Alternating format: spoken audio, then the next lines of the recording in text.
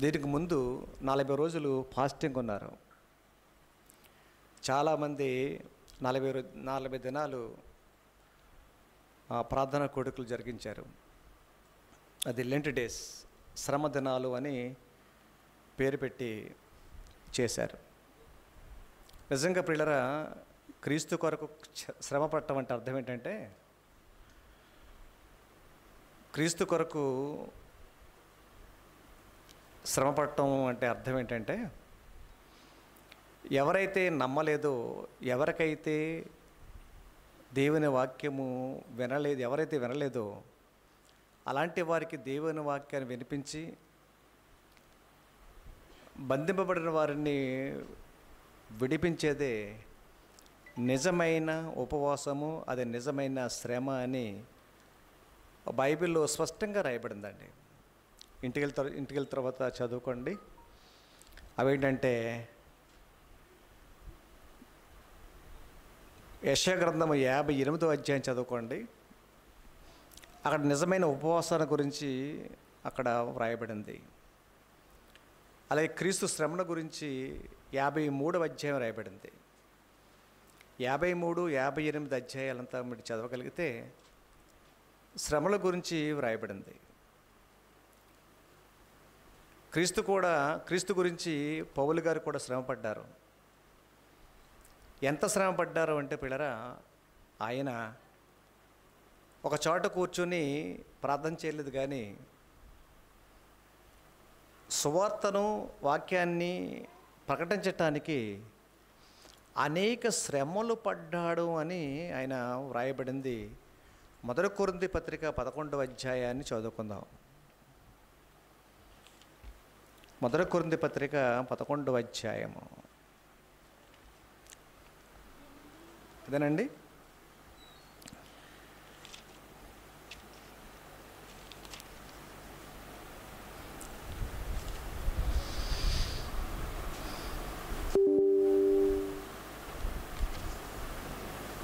మొదటి కొరింథీయులకు రాసిన పత్రికలో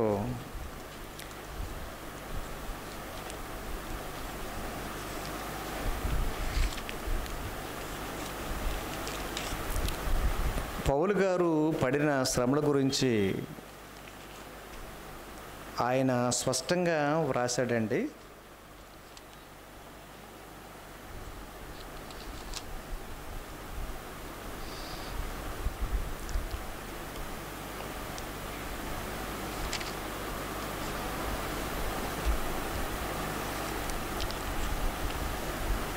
కొరింథీ పత్రికలో శ్రమల గురించి రాస్తాడు ఆయన.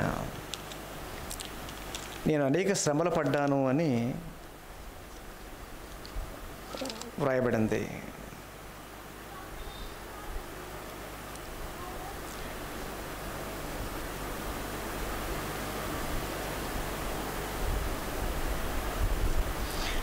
సంఘమును గురించి చింత ఎక్కువగా ఉంది అంటాడు ఆయన. ఏమండి? 11:28 11 అధ్యాయమునైనా 1 కొరింథీ పత్రికేనా? 2 కొరింథీ 11వ అధ్యాయము. ప్లీజ్, సారీ, అది వచనం గుర్తుంది కానీ రావట్లేదు. 11 అధ్యాయం అందరూ తిరగండి. అయినా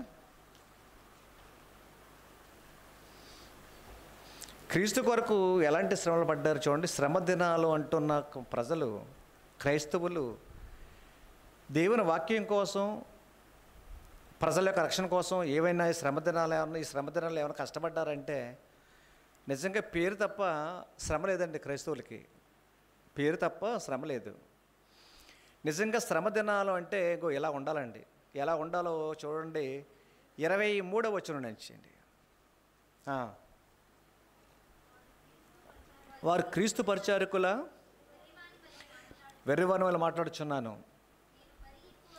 అది అంటారు అక్కడ చూడండి. నేను మరీ ఎక్కువగా ప్రయాసపడితేని, నేను క్రీస్తు పరిచారకుడను విశేషముగా ప్రయాసపడితేని, మరి అనేక పర్యాయములు చెరసాల్లో ఉన్నాను, అపరిమితముగా దెబ్బలు తిన్నాను, అనేక మారులు ప్రాణాపాయములు ఉంటేని యుధుల చేత 5 మారులు ఒకటి తక్కువ 40 దెబ్బలు తిన్నాను. 3 సార్లు బెత్తంతో కొట్టబడ్డాను. ఒకసారేమో రాళ్ళతో కొట్టబడ్డాను. 3 సార్లు ఓడ పగలి శ్రమపడ్డాను సముద్రంలో. ఒక రాత్రింపగలు సముద్రంలో గడిపాను.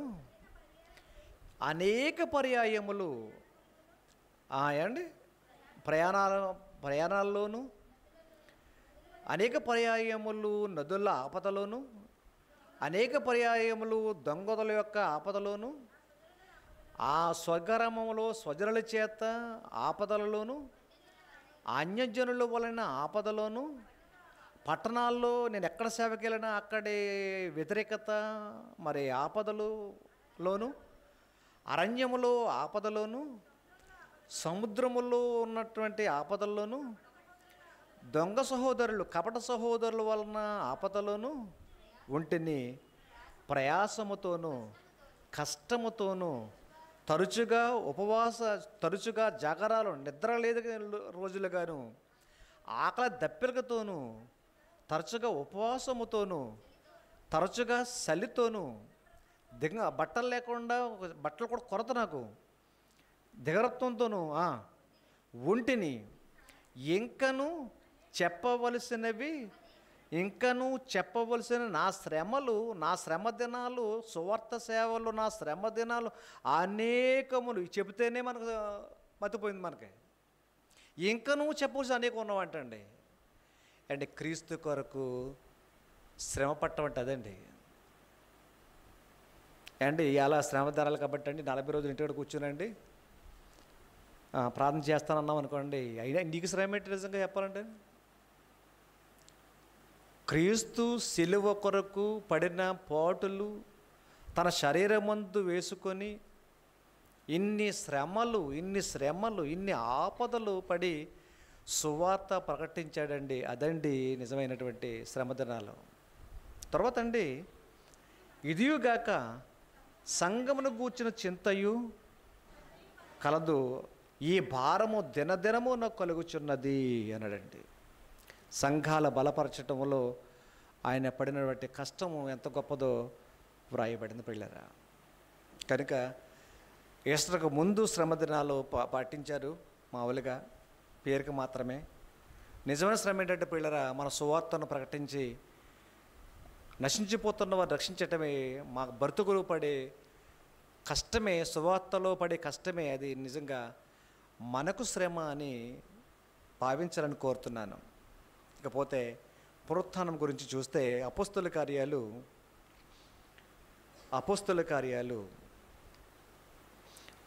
2వ అధ్యాయం 24వ వచనంలో ఇది పునరుత్థానము ఎంత బలమైనదో చూడండి. ఇక్కడ మరణము పునరుత్థానము, మరణము తిరిగి బ్రతకటం, ఈ 2 మానవ జీవితాలు చాలా ప్రాముఖ్యమైనవి. పుట్టుట గిట్టుట కొరకే అని ప్రపంచం అక్కడ ఆగిపోయిందండి. ఎందుకురా పుట్టావంటే చావటానికని అంటున్నారు.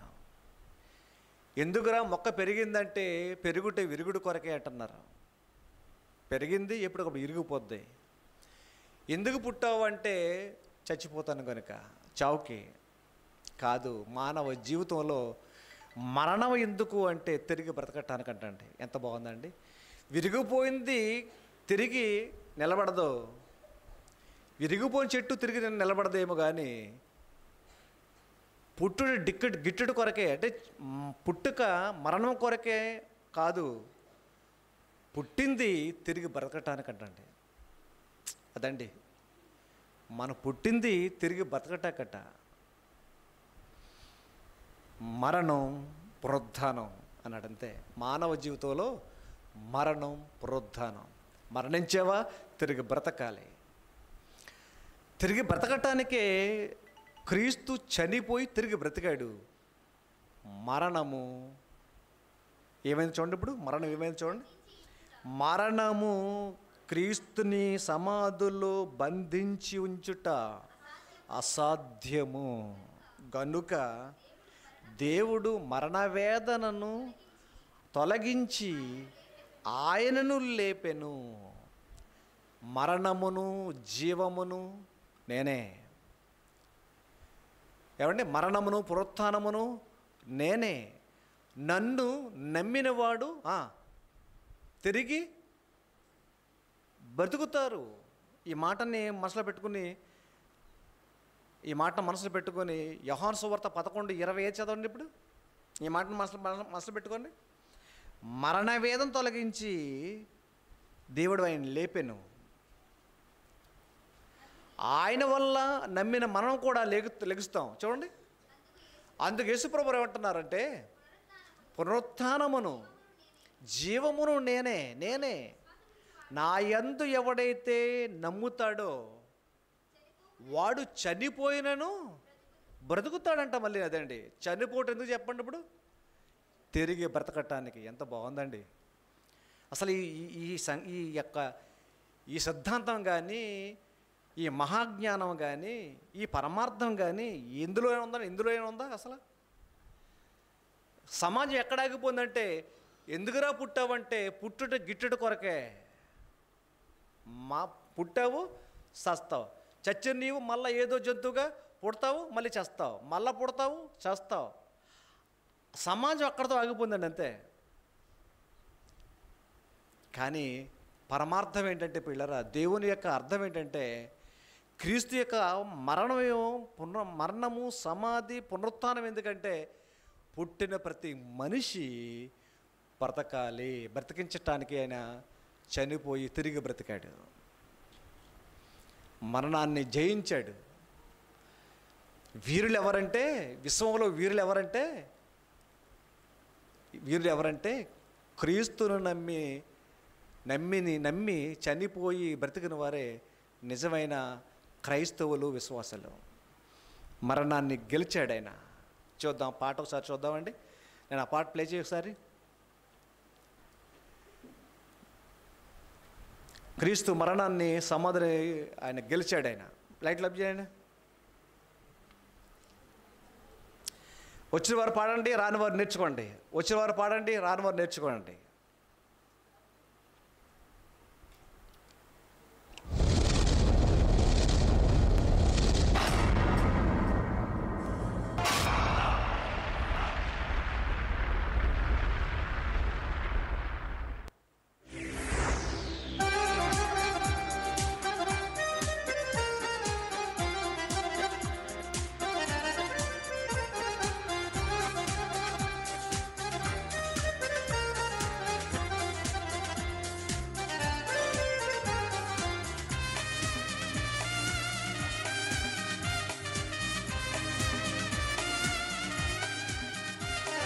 సమాధినే గెలిచాడు ప్రభు యేసు, సజీవుడై లేచాడు మూడో రోజు. సమాధి ప్రతి ఏడు గెలిచాడు ప్రభు యేసు, సజీవుడై లేచాడు మూడో రోజు.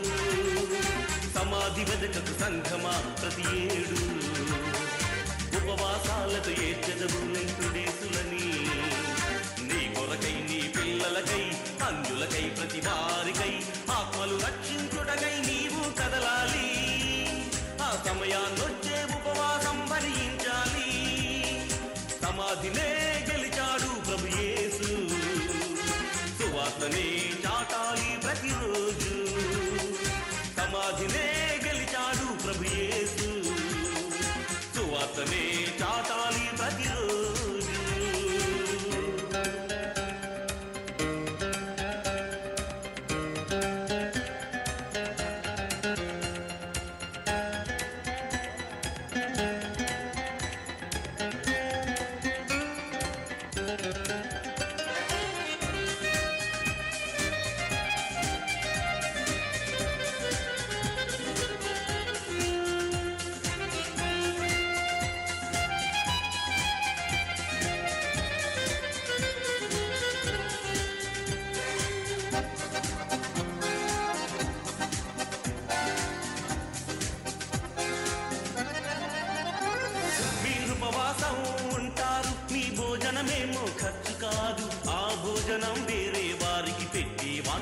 చెప్పరు.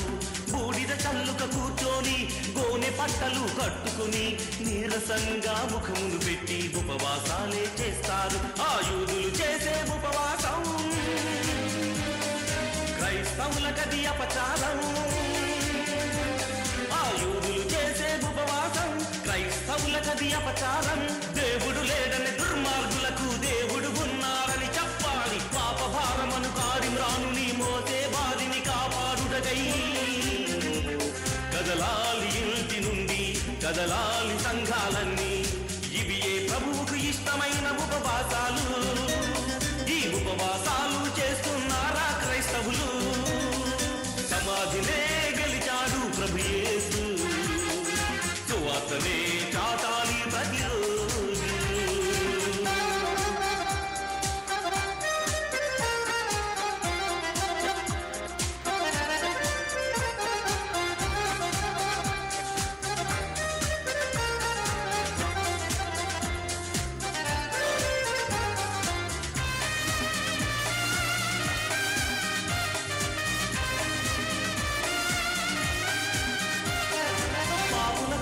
ప్రభు యేసు సిలువను మోసే వేళలో, ప్రభువు కోసమే ప్రజలంతా కన్నీళ్లు పెట్టే వేళలో.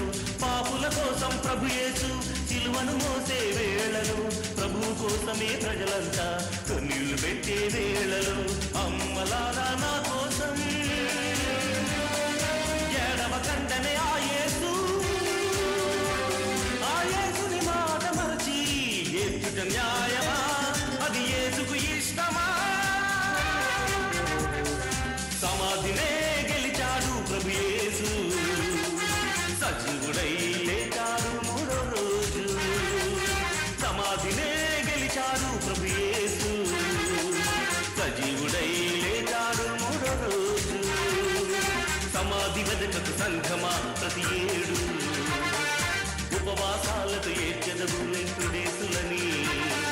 నీ కొరకై, నీ పిల్లలకై, అందులకై, ప్రతి వారికై ఆత్మలు రక్షించుటకై నీవు కదలాలి. ఆ సమయాన్నొచ్చే ఉపవాసం భరించాలి. సమాధినే గెలిచాడు ప్రభు యేసు, సువార్తనే చాటాలి ప్రతిరోజు. సమాధినే గెలిచాడు ప్రభు యేసు, సువార్తనే చాటాలి ప్రతిరోజు. రైట్. సువార్త ప్రకటించడంలో అనుభవించే ఆకలి బాధే నిజమైన ఉపవాసం అండి.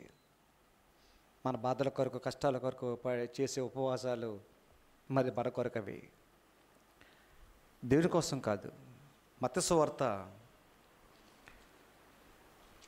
28వ అధ్యాయం, మత్తయి సువార్త 28వ అధ్యాయము 1, 2, 3 వచనాలు చదువుకుందామండి. మత్తయి సువార్త 28వ అధ్యాయము 1, 2, 3 వచనాలు చదువుకుందాం. విశ్రాంతి దినం గడిచిపోయిన తర్వాత ఆదివారంన తెల్లవారుచుండగా మగ్దలేని మరియయు వేరొక మరియయు సమాధిని చూడవచ్చితరి. ఇదిగో ప్రభుదూత పరలోకము నుండి దిగివచ్చి రాయి పొర్లించి దాని మీద కూర్చుండి ఉండెను. అప్పుడు మహాభూకంపం కలిగింది. ఆ దూత స్వరూపము మెరుపు వలె ఉండెను. అతని వస్త్రము హిమమంత తెల్లగా ఉండెను. అతనికి భయపడుట వలన కావలి వారు వనికి చచ్చిన వారి వలె ఉండేరి. దూత ఆ స్త్రీని చూచి, మీరు భయపడకండి, సిలువ వేయబడిన క్రీస్తును మీరు వెతుకుచున్నారని నాకు తెలియను. ఆయన ఇక్కడ లేడు, తాను చెప్పినట్టుగానే ఆయన లేచి ఉన్నారు. ఆయన ఇక్కడ లేడు, ఆయన లేచి ఉన్నారు. మరణాన్ని జయించి, సమాధిని జయించి, అక్షయుడిగా సమాధిలోంచి బయటకు వచ్చారు. ఆయన ఆయన వచ్చారు, లేడు ఆయన అక్కడ, సమాధిలో లేడు. ఏమండి, సమాధిలో లేడు. ఈస్టర్ అనగా సమాధుల పండుగ అని కూడా ఒక పదం ఉందండి. చాలామంది ఈ రోజున సమాధులు అలికి, సమాధుల మీద ముగ్గులు పెట్టి, దండలు వేసి, కొవ్వొత్తులు వెలిగించి, సమాధుల్లోని చాలా ముస్తాబిస్తారండి వాళ్ళ అలా శవాలన్నీ, సమాధులను. వారి శరీరాల్లో సమాధులు ఉన్నాయేమో కానీ క్రీస్తు మాత్రం శరీరము సమాధులు లేదు. ఆ లేచి ఉన్నాడు. తెల్లవారక ముందే క్రీస్తు వారు అలా లేచారన్న పాట కూడా చూద్దామండి. పాటలో ఇంకా వివరణ బాగుంటుంది. నేను చెప్పే కంటే పాట చూస్తే బాగుంటుందని మరొక పాట మీకు చూపిస్తున్నాను చూడండి. తెల్లవారక ముందే క్రీస్తు వారు లేచిన విధానం ఎంత అద్భుతంగా ఉంటుందో ఈ సాంగ్లో చూద్దామండి. మళ్ళీ తిరిగి నేను లైక్ క్లబ్ చేయి, వచ్చిన వారు కూడా పాడండి, రాని వారు నేర్చుకోనండి.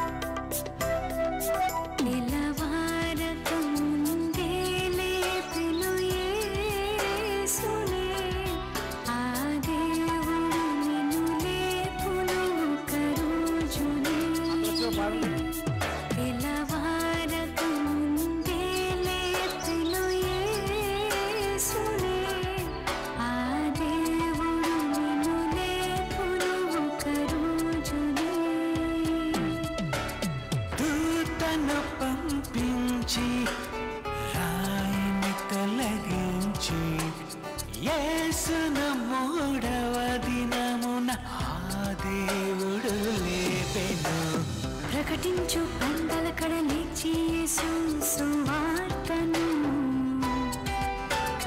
మరియ చెప్పింది అందరికీ ముందే సువార్తను. ప్రకటించు పందల కడలేచి యేసు సువార్తను,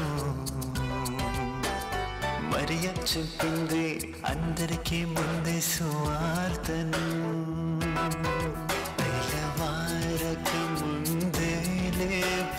యేసునే ఆ దేవుడు నిన్ను లేపును ఒక రోజునే.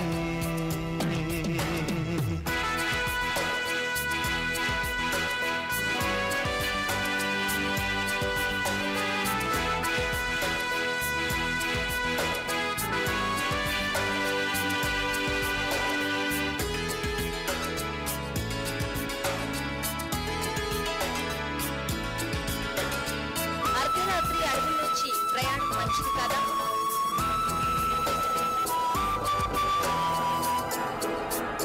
అడవుల్లోంచి వచ్చే అరుపులు కేకలను లైట్ తీసుకోవద్దా? సేకింగ్ అని బ్రేకింగ్ అని చూపిస్తూ మనిషిని మోసమే చేస్తున్నారు. బ్రేక్ అయినది యేసున్న సమాధిని, ఆ వార్తని దాచేశారు. ఏదో మూలన జరిగిన కార్యం కాదని చెప్పారా? రోమా ప్రభుత్వ కాలంలో జరిగిందని చెప్పారా? రుజువులతో జరిగింది, సమాధి ఖాళీగుంది, శక పురుషుడని చెబుతుంది. నమ్మి లోనే స్వర్గం ఉంది, క్రీస్తే రక్షకుడంది, బైబిలే సాక్ష్యం ఉంది.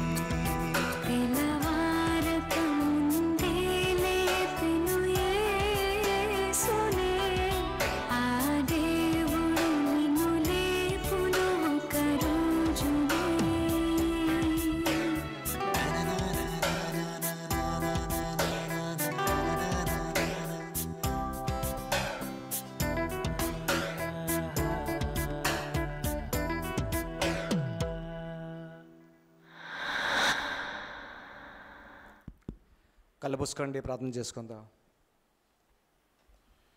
ప్రార్థన. క్రీస్తు యేసులో మిక్కిలిగా ప్రేమించిన దేవా కన్న తండ్రి, చనిపోతామని మా అందరికీ తెలుసు, కానీ బతుకుతామన్న సంగతి మాకు తెలియదు. నీకు యేసు క్రీస్తులో మాకు మరొక ఆధారము, రుజువును చేసి, చనిపోతున్న మాకు మరో బ్రతుకుందని తెలియజేసి, పునరుద్ధరణుడైన క్రీస్తులు మాకు జీవాన్ని ఇచ్చిన దేవా, మీ పాదాలపై శిరస్సు గురించి విజ్ఞాపన చేస్తున్నాము. ఒక రోజున మమ్మ కూడా లేపుతారనే నమ్మకంతో, విశ్వాసంతో సాగిపోచుండగా ఇచ్చిన చిన్న జీవితంలో తండ్రి, ఆయుష్కాలంలో, బ్రతుకాలంలో మా అందరికీ క్షేమాన్నివ్వండి, ఒక క్షేమాన్నివ్వండి తండ్రి.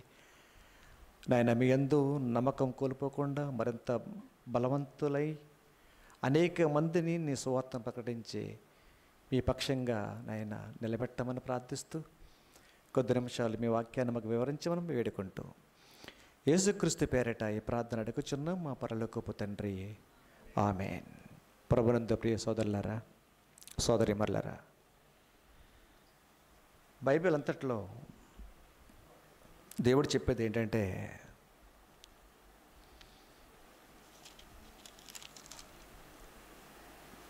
ప్రసంగి గ్రంథము 7వ అధ్యాయము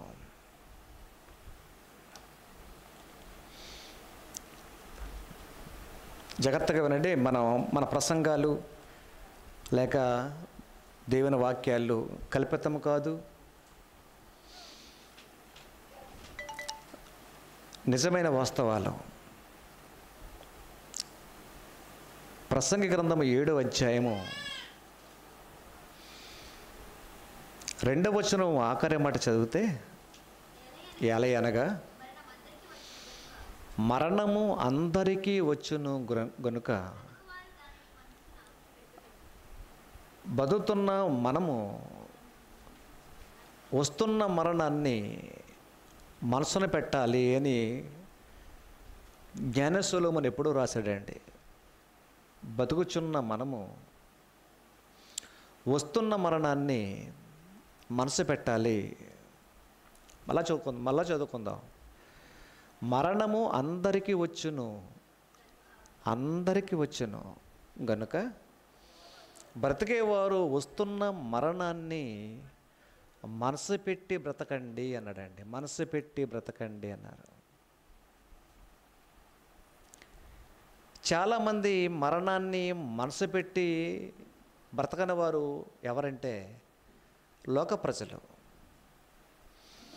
ఇదే విషయాన్ని అపోస్తలుడైన పౌలు ఏమంటాడంటే, రేపు చనిపోదుము కనుక తిందుము త్రాగుదుము, బ్రతకండి, అలా బ్రతకండి. చచ్చిపోతే నువ్వు సంపాదించిన తినలేవు కదా, త్రాగలేవు కదా, కనుక రేపు చనిపోతాం కాబట్టి తర్వాత ఏంటో మనకు తెలియదు కాబట్టి తినండి, తాగండి. నేటి సమాజం అలాగే ఉందండి.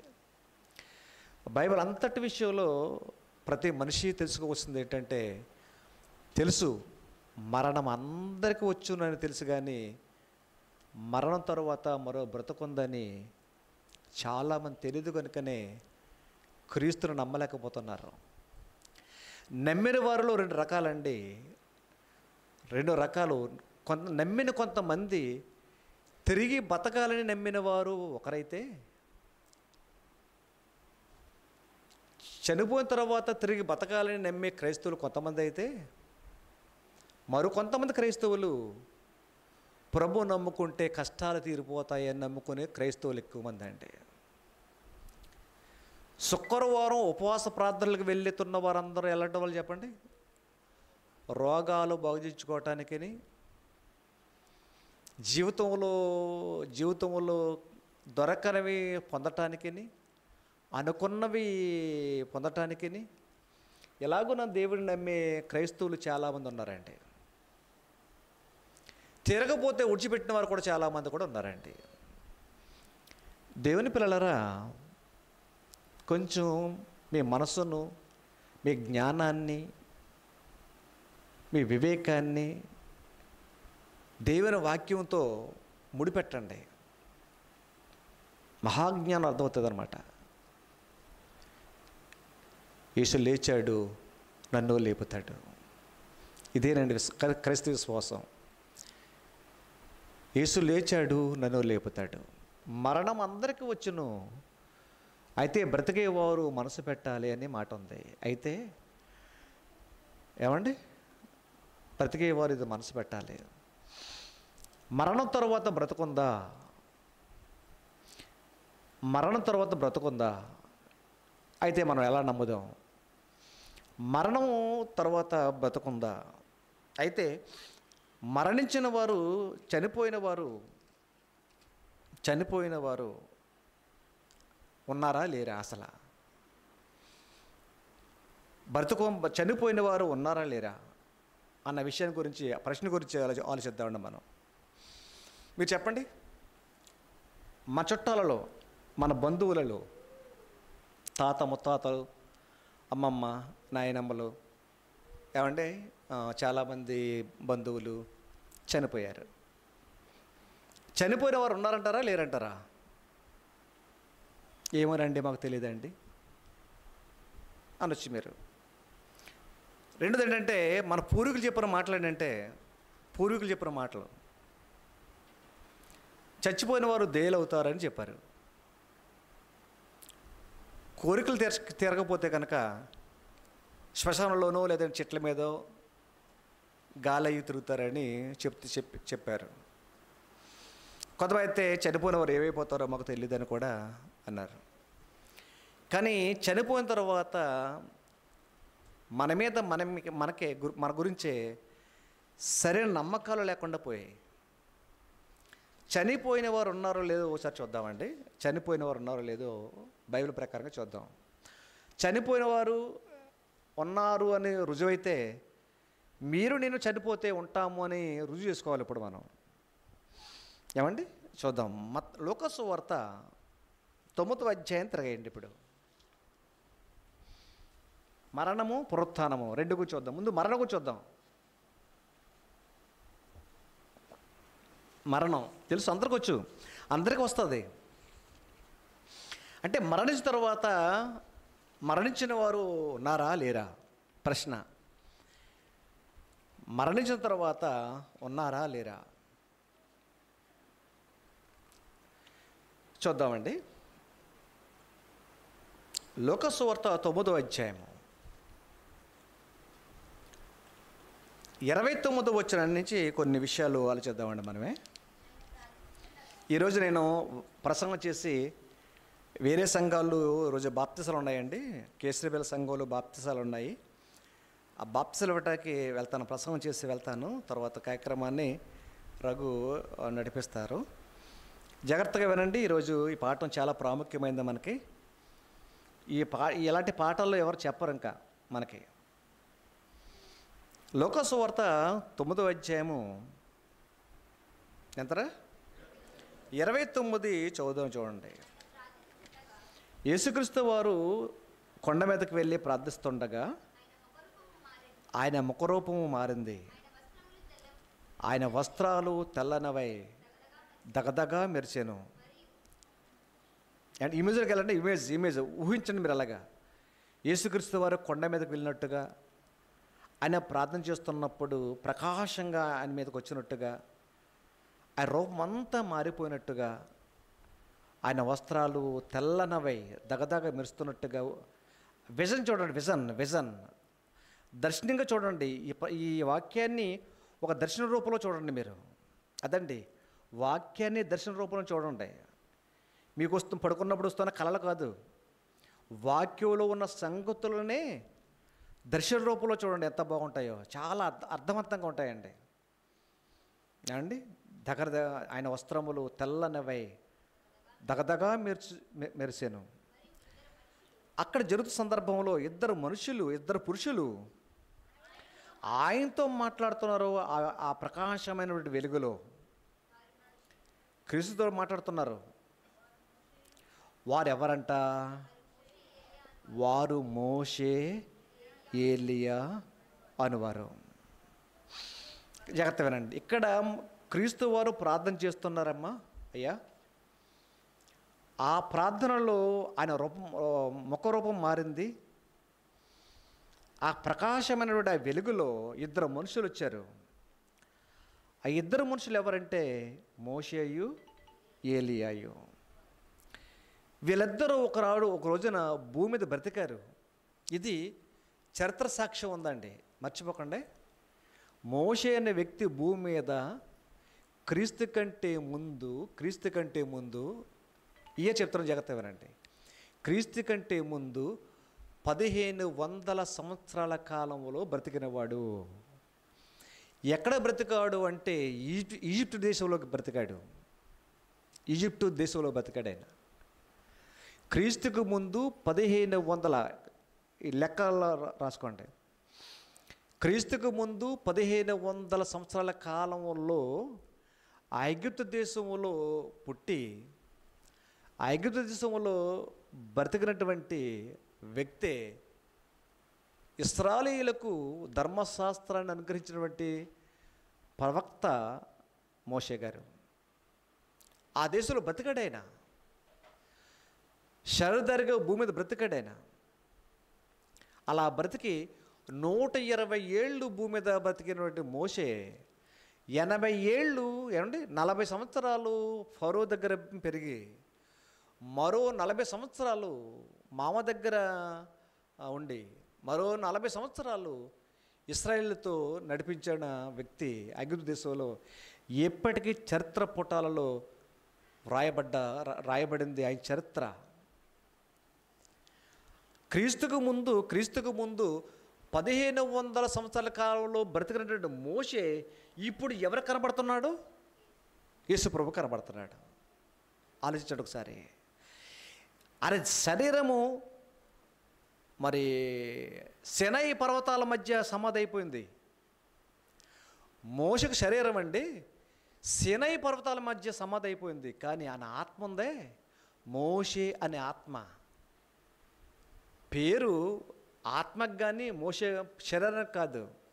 మీరు అంతా ఉన్నారే, ఒకసారి మీరు అందరూ తెల్ల బట్టలు వేసుకుని అయిపోయింది అనుకోండి, అలాగ రంగురంగు బట్టలు వేసుకున్నారు మీరు. అలాగ ఒకసారి వేసులాగా ఏమండి నిజంగా ప్రకాశం అని అలాగొస్తే మీ బట్టలన్నీ తెల్లగా అయిపోయి రూపం మారిపోయింది అనుకోండి, మీరంతా ఆత్మలో.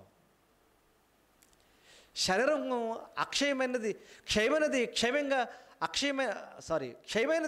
అక్షయంగా మారిపోతుంది. ఆత్మలో మనం అంతా తెలుసా మీకు? మర్చిపోకండి. మీరు ఆ ఆత్మ ఎవరిది? దేవుడి నుండి వచ్చిన ఆత్మ. నేను పెంటదాని లాంటిని ఏమండి, మాకు ఏది లేదు ఏమీ లేదు. అలాగా మా దేవుడిని నమ్మిన మనం తక్కువ చేసుకోవద్దండి ఎవరు కూడానండి. ఎప్పుడు కూడా నేను చెప్పేది ఏంటంటే, దేవుడు నమ్మిన ప్రజలు ఎవరు కూడా తాను తక్కువ చేసుకొని మాట్లాడుకోవద్దు. ఇంకా చెప్పమంటారా? తక్కువ చేసుకొని యేసు దగ్గర ప్రార్థన చేయొద్దు. మనం దేవుని పిల్లలం. అది ఒక కుమార్తె తండ్రిని ఎంత ధైర్యంగాను, ఎంత ఆనందంగాను, ఎంత అధికారంగాను అడుగుతుందో, స్వతంత్రంగా అడుగుతుందో, మన ప్రార్థనలో కూడా దేవుడు తండ్రి అనుకుంటూ ఆయన నీవు కుమార్తెవు, నీవు కుమారుడు అనుకుంటూ ఆ ప్రార్థనలో కూడా ఆయన నీకున్నటువంటి బంధాన్ని జ్ఞాపకం చేసుకుంటూ చేస్తున్న ప్రార్థన, ఆ ప్రార్థన దేవుడు నిన్ను దగ్గర చేస్తుందండి. అది అలాంటి ప్రార్థన. మళ్ళీ చెప్తున్నాను, అలాంటి ప్రార్థన దేవుడు నిన్ను దగ్గర చేస్తుందండి. ఇక్కడ మోషేస్ గారు క్రీస్తుకు ముందు చూడండి, 1500 సంవత్సరాల కాలంలో బ్రతికినటువంటి మోజెస్ ఇప్పుడు క్రీస్తుకి వారికి కనబడుతున్నారు చూడండి. 30 వచనం అండి. మరియు ఇద్దరు పురుషులు ఆయనతో మాట్లాడుచుండరి. వారు మోషే ఏలి అనేవారు. వారు మహిమతో అగుపడి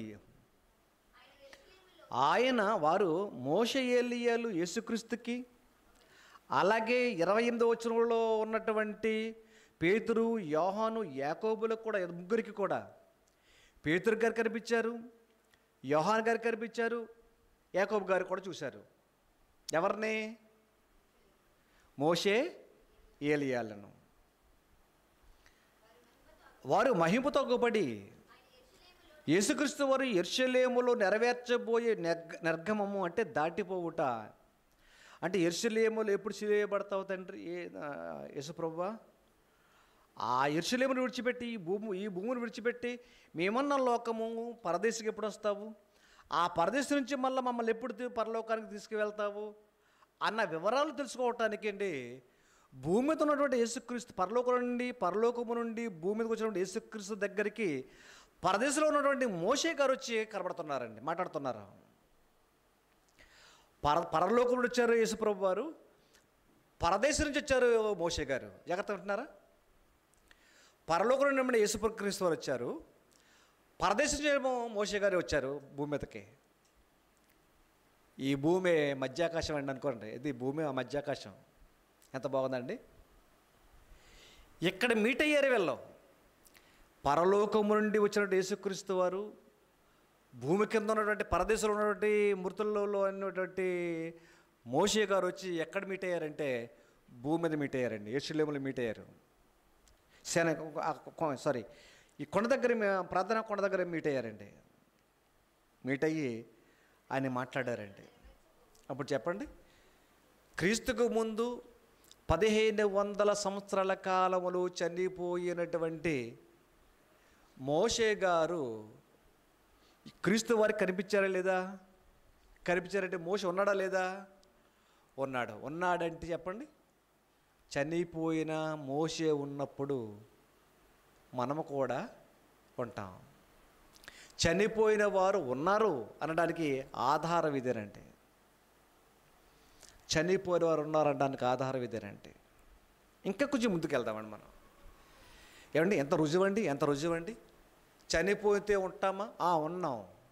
ఉంటాం. బాగుంది కదా. మరొక మాట, లూకా సువార్త 16వ అధ్యాయము.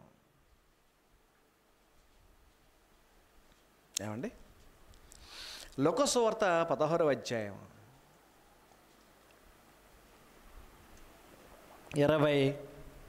22వ వచనం. ఇక్కడ క్రీస్తు వారు మాట్లాడుతూ అబ్రహాము గురించి, ధనవంతుడి గురించి, లాజరు గురించి మాట్లాడుతున్నారు. ఆయన ఆ ఇద్దరు వ్యక్తుల గురించి మాట్లాడుతూ, ఒకడు దరిద్రుడు, ఒకడు ధనవంతుడు. వీళ్ళు భూమి మీద బ్రతికారు. ఏ కాలం నాటి వాళ్ళు అనంటే వీళ్ళు మోషే కాలం అనంటే వాళ్ళు వీళ్ళు కూడా ఇద్దరు. ఎవరంటే ధనవంతుడు, దరిద్రుడు ఏ కాలం నాటివారు చెప్పండి? ఏ కాలం నాటివారు? మాట్లాడట్లేదు మీరు. మోషే కాలం నాటివారు. డౌట్ వచ్చిందా మీకు? ఏమైనా డౌట్ వచ్చిందా? నేను చెప్తే మీరు డౌట్ పడకూడదండి. నేను చెప్పానంటే బైబిల్ ఉంటుంది అంతే. మీకు అర్థం కావడానికి అవసరం అయితే కొంచెం ముందుకెళ్తే ఇదే వచనాన్ని చూస్తూ 29వ వచనం, ఆ ధనవంతుడు వేదన అనుభవిస్తూ మాట్లాడుతున్నప్పుడు అప్పుడు అబ్రహాం మాట్లాడుతున్నాడు చూడండి. ఏమండి, అబ్రహాం అంటున్నాడు, వారి యొద్ద మోషేయు ప్రవక్తలను ఉన్నారు. అంటే మోషే కంటే ముందుటి వాళ్ళు ఎవరంటే అబ్రహాం. మోషే కంటే ముందు బ్రతికిన వాడు అబ్రహాము చనిపోయి పరదేశంలో ఉన్నాడు. మోషే కాలం నాటికి స్టోరీ జరుగుతుంది. ఏ స్టోరీ? ధనవంతుడు లాజరు యొక్క స్టోరీ జరుగుతుంది. ధనవంతుడు లాజరు చనిపోయిన తర్వాత జరిగే సందర్భాలు ఏంటో వ్రాయబడ్డాయి. ఒకడేమో నెమ్మది పొందుతున్నాడు, ఒకడేమో వేతన పడుతున్నాడు. ఇద్దరు చూడండి, ఒకడు నెమ్మది పొందుతున్నాడు, ఒకడు వేతన పడుతున్నాడు. ఏమండి అంటే ఇక్కడ చూడండి, అబ్రహాము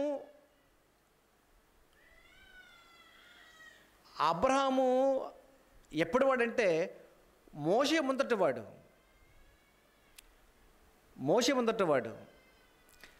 అక్కడ జాగ్రత్తగా అండి, ఇది కొంచెం మీకు ఎలాగ అర్థం కావాలో ప్రభువా, మరి దేవుడు మీకు అర్థం చేయాలి. పరదేశంలోనేమో అబ్రహాం ఉన్నాడండి, కూర్చోడు ఒక ప్లేసు. భూమి మీద ఏమో మోషే ఉన్నాడు, అక్కడ ధనవంతుడు లాజరు ఉన్నారు. అప్పటికి మోషే గారు బోధ చేస్తున్నాడు. తర్వాత యేసుప్రభు వారు వచ్చారు. అంటే యేసుక్రీస్తు వారికి మోషేకిని యేసుక్రీస్తు వారికి మధ్యకాలం ఎంతంటే 1500 కాలం. 3 భాగాలు చేయండి. 1 అబ్రహాం, 2 మోషే, 3 యేసుప్రభు వారు. ఈ స్టోరీలో కనిపిస్తున్నాయి. కాలాలు చూడండి. యేసుక్రీస్తు వారికి మోషేకి 1500 సంవత్సరాల కాలం మధ్య గ్యాప్. ఈ మోషేకిని అబ్రహాంకి 1000 ఏళ్ళు గ్యాప్. 1000 ఏళ్ళు అంటే ఇది ఎలా ఉంది స్టోరీ ఎలా ఉంటుంది అంటే పిల్లరా, సినిమా చూపించేటప్పుడు జస్ట్ ఎండింగ్ ప్రారంభం చూపిస్తాడు ముందు ప్రారంభం.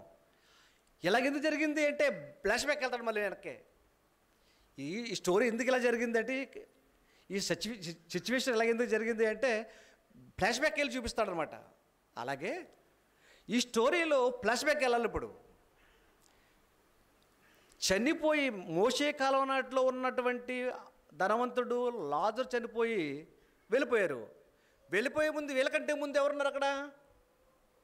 అబ్రహాం ఉన్నాడు. అబ్రహాము చెప్తున్నాడు, బాబు అక్కడ మోషే గారు చెప్తున్నారు, మీరు ముందే వచ్చేసారు అక్కడికి. అదే వినకుండా వచ్చేసావు ధనవంతుడా. కాబట్టి నీ తమ్ముళ్ళకి బోధ చేయమని అడుగుతున్నావు, నీ తమ్ముడికి బోధ చేయమని అడుగుతున్నావు. మరి ఎవరు అడుగుతున్నావు అంటే ఈ లాజరు పంపించమని అడుగుతున్నావు. లేదు అక్కడ మోషే ప్రవక్తలు బోధ చేస్తున్నారు, వాళ్ళ మాటలు వినాలి. వారి మాటలు వినాలి. బ్రతుకున్నవాడికే బోధ చేయాలి, కానీ చచ్చిపోయాడు వచ్చి బోధ చేస్తే వినరు వాళ్ళు.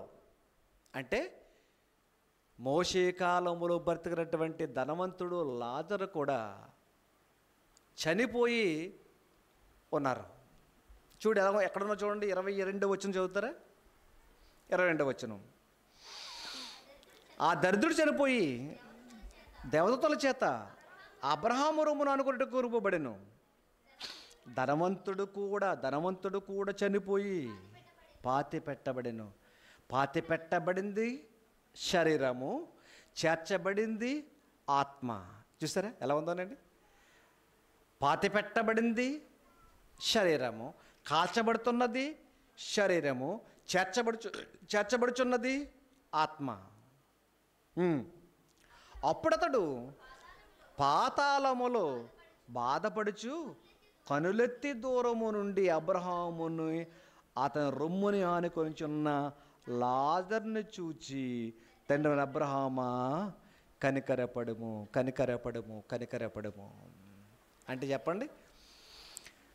అంటే చెప్పండి మోషే కాలములో చనిపోయిన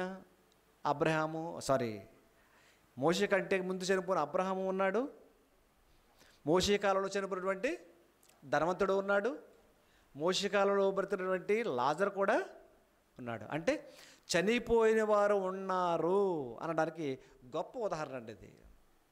చాలండి ఈ సాక్ష్యాలు మనకి. ఏమండి, చనిపోయిన వారు ఉన్నారు అనడానికి ఉదాహరణలు చాలండి మనకి. అయితే ఈ చనిపోయిన వారు ఎలా బ్రతుకుతారు? మరో ప్రశ్న ఏంటంటే, అయితే మీరు నేను చనిపోతూ ఉంటాం. శరీరం అయితే హైందువులైతే పాతి పెడతారు, కాల్చేస్తారు. క్రైస్తవులైతే పాతి పెడతారు. ఏదైతే ఏముందండి ఒకటే, పంచభూతాలు వచ్చిన దేహము పంచభూతాలు మళ్ళీ విలీనం అవ్వాలి. నువ్వు సముద్రంలో పడేసినా, నీటిలో పడేసినా, అగ్గిలో పడేసినా, భూమిలో పడేసినా, గాల్లో కలిపేసినా, ఎక్కడ కలిపేసినా నీ దేహం కలిపెడతావేమో కానీ నీ ఆత్మ మాత్రం చేరి చోటు ఒకటి ఉంది. నీ ఆత్మకు చావు లేదు. మన ఆత్మకి ఏం లేదు? చావు లేదు. అయితే పిల్లరా, దేహం అయితే నాశనం అయ్యింది, ఆత్మ అయితే చేర్చబడింది. ఉన్నామా అంటే ఉన్నాం. మరి ఉన్నటువంటి ఆత్మ, చనిపోయినటువంటి మనము మళ్ళా తిరిగి బతుకుతామా అనటానికి ఆధారం ఏంటి చూద్దామండి. ఆధారం ఏంటి? నువ్వు చనిపోతే బతుకుతావు అనటానికి ఆధారం చూడండి. అపోస్తల కార్యాలు 17వ అధ్యాయము. అపోస్తల కార్యాలు 17వ అధ్యాయం. అపోస్తల కార్యాలు 17వ అధ్యాయం.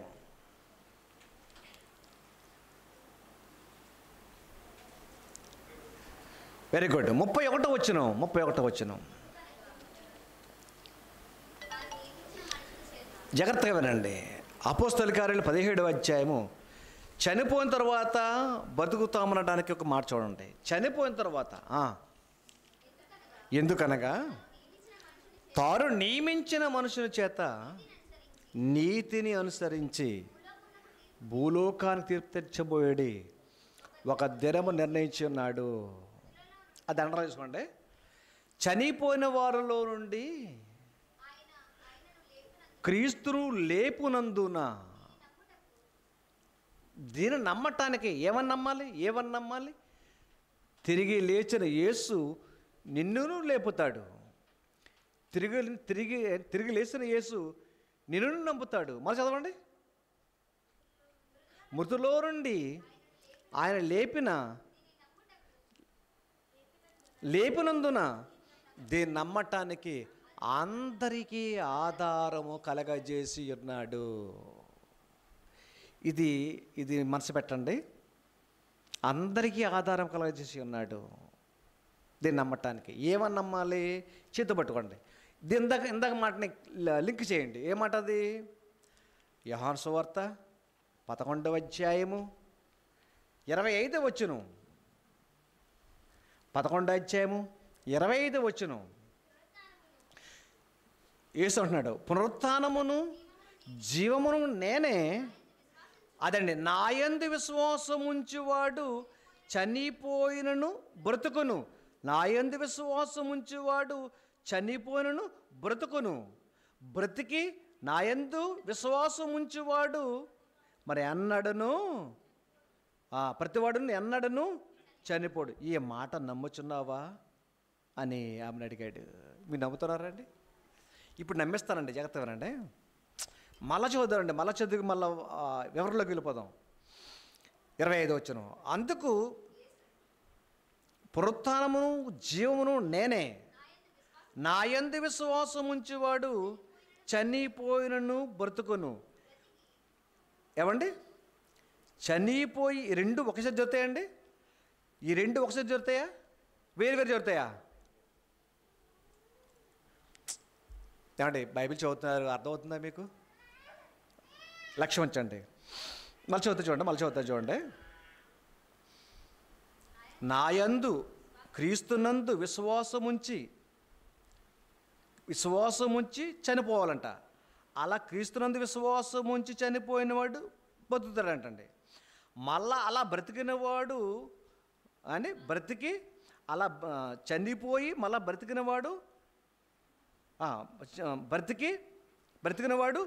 విశ్వాసం ఉంచు ప్రతివాడును ఎన్నడూ చనిపోడు. అంటే ఏమండి ఈ మాటలో ఏమర్థమవుతుంది మీకు?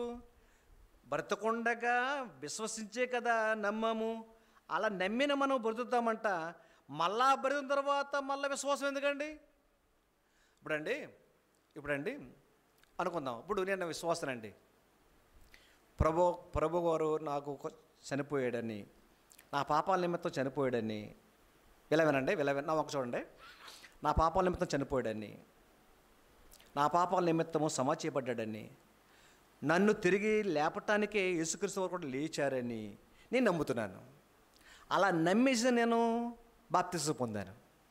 బాప్తిసం పొందేసాను, నేను విశ్వాసం ఉంచాను. నేను అలా విశ్వాసం ఉంచడం వల్ల ఏవయ్యాను, నేను కూడా క్రీస్తులో నేను బ్రతికానండి. ఇప్పుడు నేను బ్రతికాను. ఎలా బ్రతికాను అంటే ఎలా బ్రతికాను నేను. మళ్ళీ ఇలా బ్రతికిన తర్వాత ఏమండి, ఇలా బ్రతికిన తర్వాత అండి బ్రతికి మళ్ళీ విశ్వాసం ఉంచడం ఏంటి? విశ్వాసం ఉంచి కదా నేను బ్రతికాను. అర్థమవుతుందా మీకు? నేను ముందే విశ్వసించే బ్రతికాను, మళ్ళా బ్రతికి విశ్వాసం ఉంచడం ఏంటి? ఇది అర్థం అవటానికి కొంచెం ముందుకెళ్తాను. ఏమంటే మళ్ళీ చదువుతానండి. 26 వచనం అండి, 25 వచనం ఆఖరి మాట.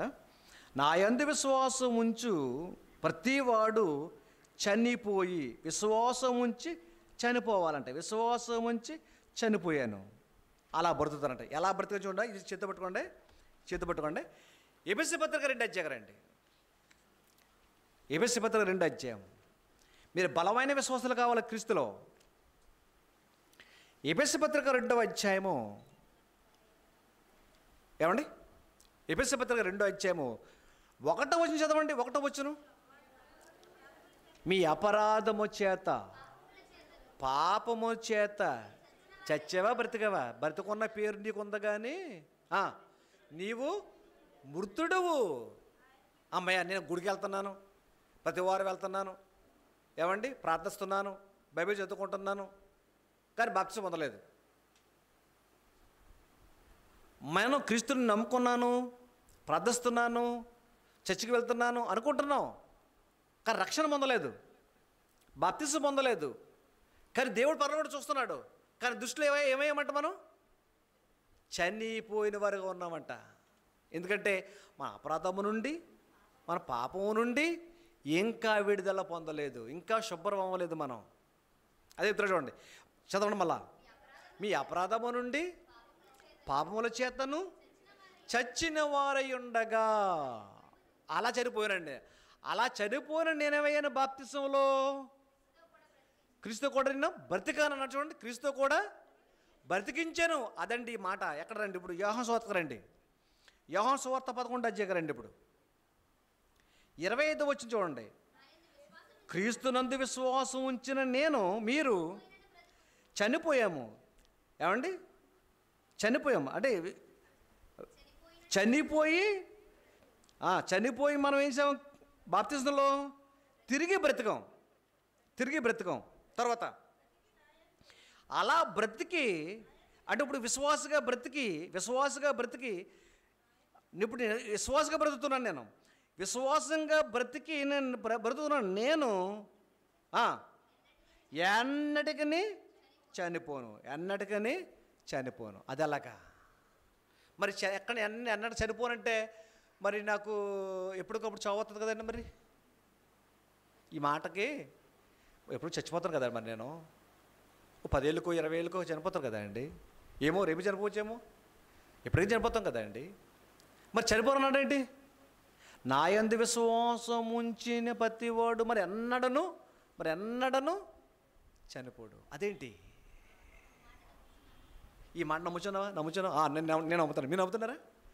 మరి ఇప్పుడు కూడా మీరు చనిపోరా అండి? చనిపోతారా? ఎలా చనిపోరు? అది ఎలా చనిపోరు? సరిగ్గా చనిపోతారు. ఎలా చనిపోరు? ఆ చావిడి తెలుసా? ఇప్పుడు చదవండి. ఉరుకు పుడుతుంది వెన్నులో. మీకు అర్థమైతే వెన్నులో ఉరుకు పుడుతుంది. మీకు అర్థమైతే ఎలా చనిపోరో చూడండి. ఎలా చనిపోరో ప్రకటన గ్రంథం రండి. ప్రకటన గ్రంథం అండి. ప్రకటన గ్రంథం 20వ అధ్యాయము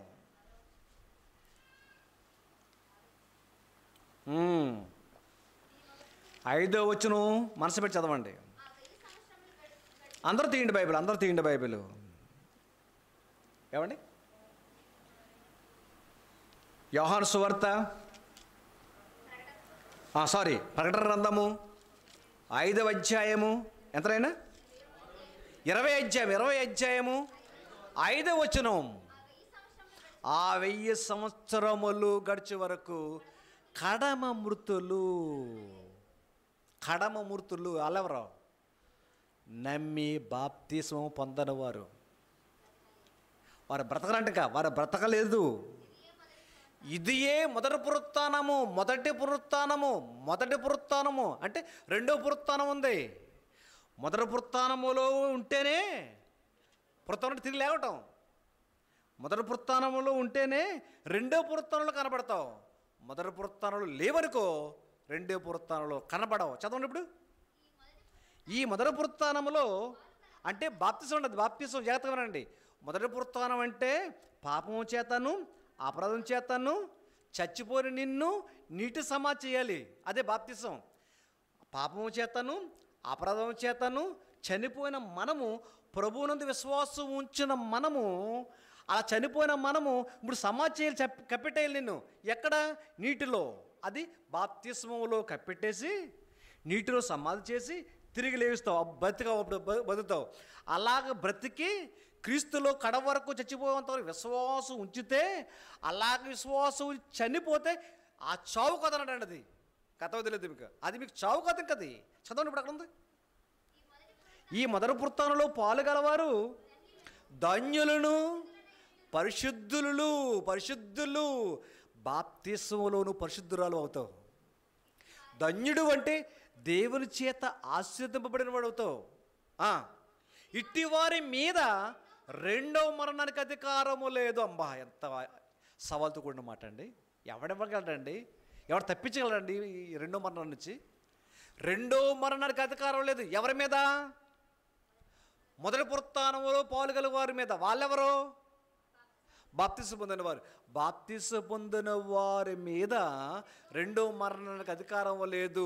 రెండో పునరుత్థానానికి అర్హుల వల్ల, రెండో పునరుత్థానానికి అర్హుల వల్ల.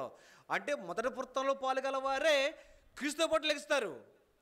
రెండో పునరుత్థానంలో పాలు లేనివారు, మొదటి పునరుత్థానంలో పాలు లేనివారు రెండో పునరుత్థానంలో కనబడరు, వారు చనిపోతారు. ఏమండి, ఇది రెండో మరణం ఏంటి? 20 వచనం. ఏమండి, రెండో మరణం ఏంటి? 20 వచనం. 20 అధ్యాయము 15 వచనం. 20 లేదా? 20 లేదా? 20 15 వచనం. ఎవరి పేరైనను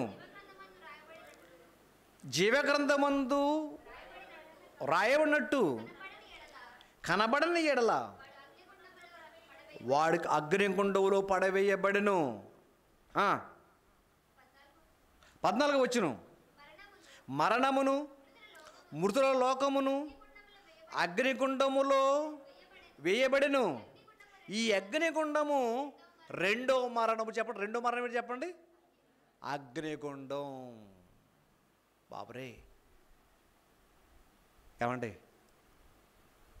నీ ఆత్మ నా ఆత్మ ప్రియులరా, క్రీస్తుని నమ్మి ఏమండి బాప్తిసం పొంది మొదటి పునరుత్థానములో బాప్తిసంలో పాలు కలిగిన మనకు ఈ రెండో మరణానికి అధికారం లేదంట.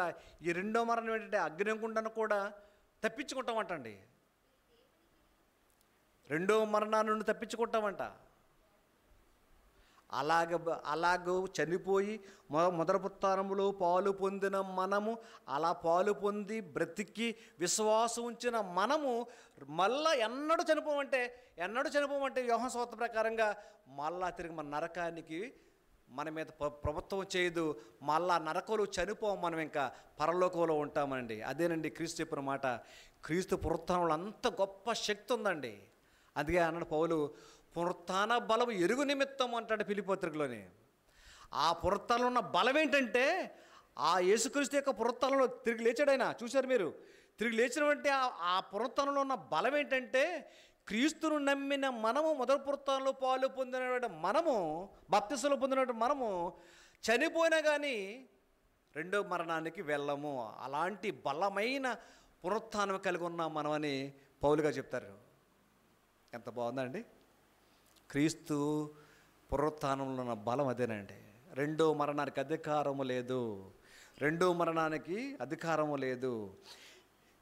వీరికి ఏమండి, వీరు దేవునికిని క్రీస్తుకును యాజకులై ఉన్నారు.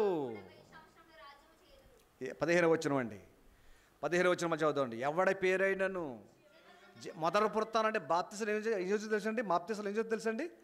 బాప్తిసంలో నీ పేరంట అంటే అంటే ఇప్పుడు ఓట్లు వస్తారు. ఇప్పుడు ఓట్లు ఎలక్షన్ వస్తుంది కదండి. ఓటర్ లిస్టులో కానీ నీ పేరు లేకపోతావు, గిరలాడేస్తావు. ఇక్కడ లేకపోతే పర్లేదు, బాగా వినండి. ఎక్కడ ఉండాలి నీ పేరు? ఎవరిని పేరైనను జీవగ్రంథమందు రాయబడినట్టు కనబడని ఎడల వాడు అగ్నిగుండములో పడవేయబడెను. దేవుని ప్రియులారా, మొదటి పునరుత్థానంలో పాలుయగలిగిన వారే రెండో పునరుత్థానానికి అర్హులు. ఎవరైతే మొదటి పునరుత్థానమైన బాప్తిసం పొందలేదో వారు రెండో మరణానికి అర్హులు. రెండో పునరుత్థానంలో కనబడరు.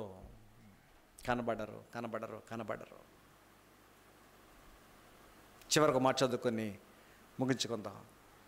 ఎవరైనా రక్షణ పొందకపోతే జాగ్రత్తగా వినండి. గుటుక్కమన్నామా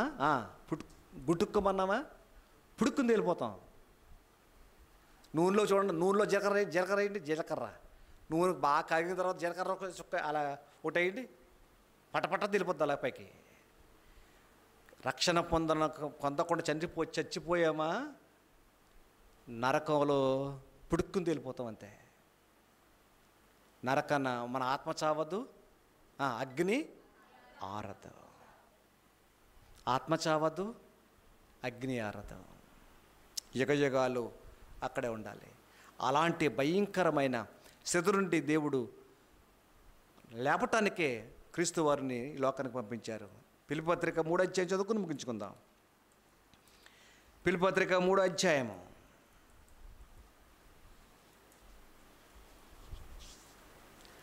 10వ వచనం. ఏ విధము చేతనైనను ఏమండి మీకుందా? మీకు పట్టుదల ఉందా? క్రైస్తవులారా, క్రైస్తవ సంఘమా, దేవుని పిల్లలారా, క్రైస్తవులారా, ఈ మాట బాగా వినండి. ఇంత పట్టుదల ఉందా? పట్టుదల ఉండాలి మనకి. ఏంటంట? ఏ విధము చేతనైనను చచ్చిపోయిన వారిలో నుండి నాకు పునరుత్థానము కలగాలి. నాకు కలగాలి. యేసు లేచాడు, నేను కూడా లేవాలి. యేసు లేచాడు, నిన్ను కూడా లేవాలి. యేసు లేచాడు, నన్ను కూడా దేవుడు లేపాలి. అదండి.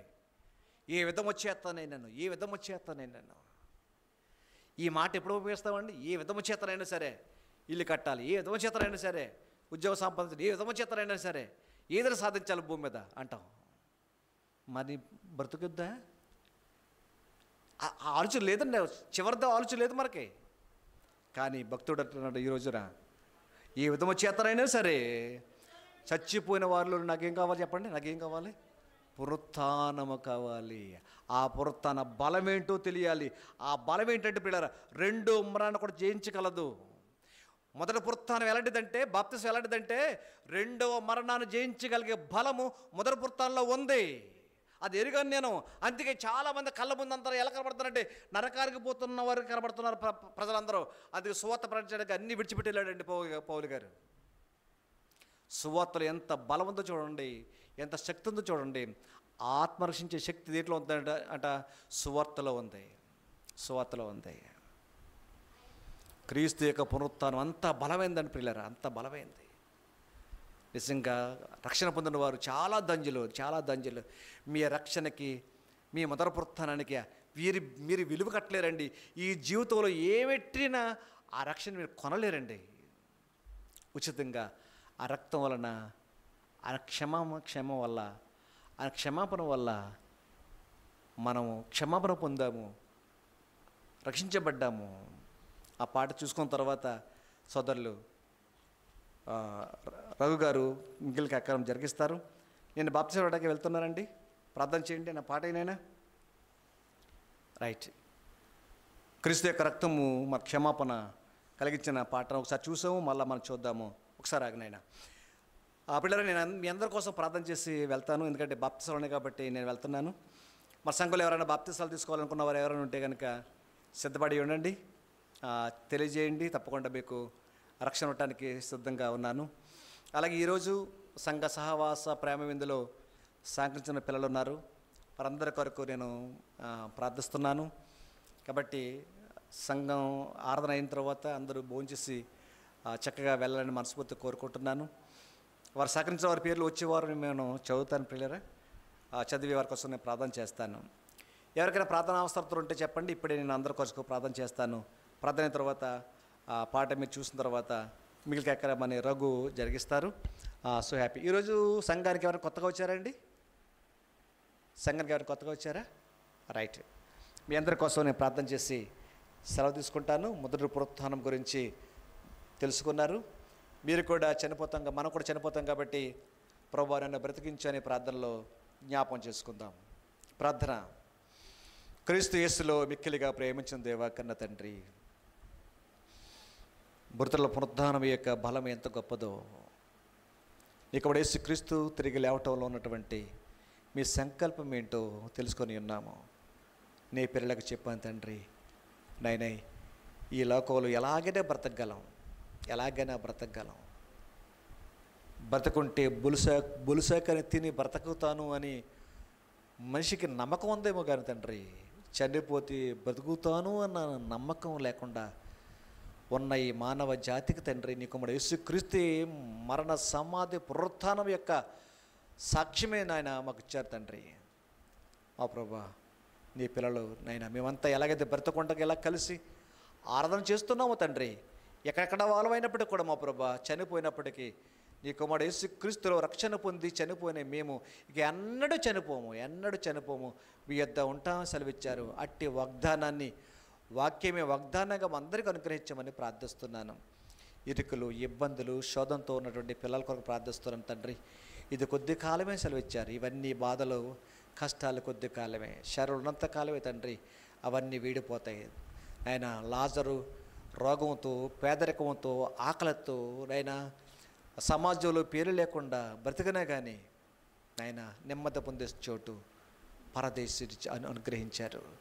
ఈ లోకంలో మేము కూడా తండ్రి శరీర బాధల్లోనూ, ఇబ్బందుల్లోనూ, కుటుంబంలో అనేక సోదరుల్లోనూ బ్రతికినప్పటికి కూడా తండ్రి ఇవన్నీ తాత్కాలికమే అని భూమి మీద విడిచిపెట్టేస్తే వెళ్ళిపోతామని నీ పిల్లలు మంచి ధైర్యం కలిగి, విశ్వాసం కలిగి జీవితం దయచేయమని ప్రాధాయపడుతూ విజ్ఞాపన చేస్తున్నాను. అయితే నాయన మానవులుగా నాయన మీ యొక్క కాపుదల, మీ భద్రత, మీ క్షేమము, మీ రక్షణ మాకు చాలా అవసరం తండ్రి.